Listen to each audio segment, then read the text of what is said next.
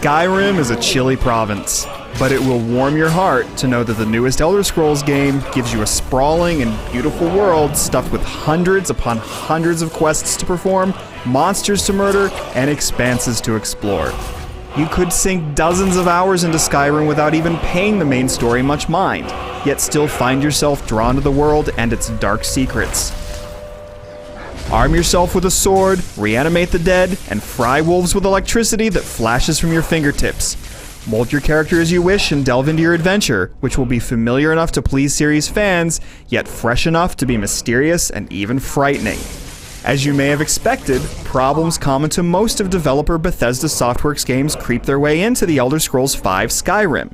Strange glitches and other idiosyncrasies occasionally break the immersion the game works so hard to create.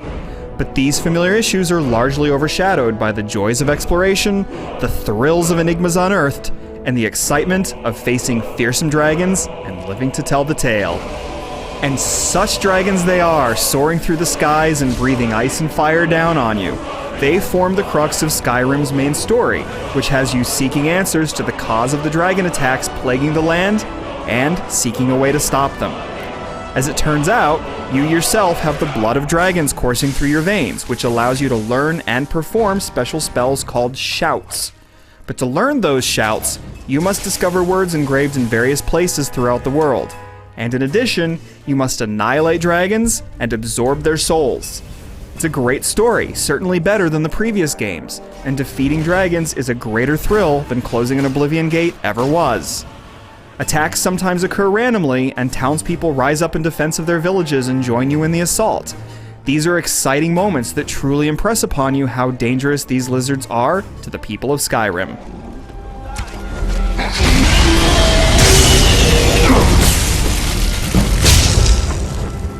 But even if you focus on Skyrim's other quests, you'll uncover many delights.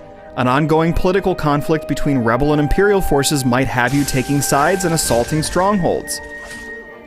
A child asks of you a troubling task that initiates a series of chilling missions.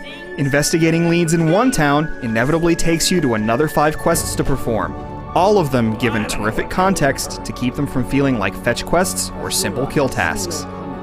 Some dungeons, such as those that require you to solve various puzzles, are simply good rather than great. But most are fantastic and take you to varied locales, many of which offer breathtaking views. The northern lights ripple across the sky and snowstorms cloud your view, yet other areas are surprisingly lush and green.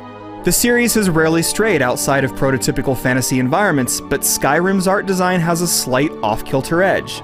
Looking closely at the scenery reveals plenty of rough edges and poor textures though, reminding you that this is a world to be taken in as a whole, rather than inspected closely. Inspecting other elements of the game too closely reveals other flaws, though some make themselves immediately apparent without having to work hard to see them. Mammoths spawn in midair and fall to their death. You might get stuck in the environment geometry. A character could initiate a conversation through the ceiling.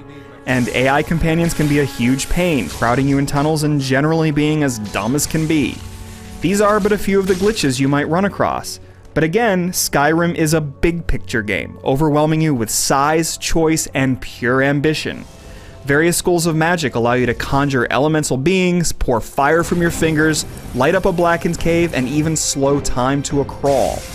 Sneaky types have plenty of daggers and armor designed to keep their footsteps light. If you prefer being direct, you have one-handed and two-handed weapons, and you can even dual-wield them. The more you use a particular weapon or spell type, the greater your proficiency. When you level, you improve your choice of health, stamina, or magicka, and you earn a point to spend on a perk in the specialty of your choice. It's a smart system that forms around your style of play, but still gives you a sense of reward when you achieve a new level. You should note that while it is similar in key ways to its predecessor, Skyrim also makes marked improvements in important areas. Character models aren't genre-best, but townspeople move and speak more fluidly than before. Combat is tighter than before, and some final blows are capped by Fallout-style slow-motion kill animations. Luckily, these aren't too frequent, which allows them to retain their edge. Magic, melee, and ranged combat come together in extremely enjoyable ways thanks to the ability to wield whatever you like in whichever hand. You can assign favorite spells and weapons, which makes it easier to switch between them, though doing so can still be a touch fiddly. But it's a pleasure to conjure and slash and freeze your way through an icy cavern, feeling powerful enough to annihilate lesser foes, while vulnerable enough to be threatened by trolls and other grotesque creatures. And while it's best to do all of this in a first-person view, you can do it in third person and feel like you're actually traveling across the land, rather than skimming above it while your legs happen to move. Skyrim isn't just superb because there's so much to do, it's superb because most of what you're doing is so enthralling. Every step brings you closer to an amazing reward. Every flower you pick, every bandit you kill, every shrine you visit heaps you with pleasures. That pleasure might be an amazing view, a new creature to fight, a new assignment to stumble upon, or a disturbing citizen that has an offer you probably should refuse, but can't bring yourself to ignore. In a year of high-quality role-playing games, the bugs and imperfections aren't easily disregarded, particularly when those imperfections are ones so typical to the series. How amazing, then, that in spite of them, The Elder Scrolls V Skyrim soars so high. Not only is it one of the best RPGs of the year, it's also one of the best games, period, offering you innumerable delights in a snowy world eager to seize every moment of your free time.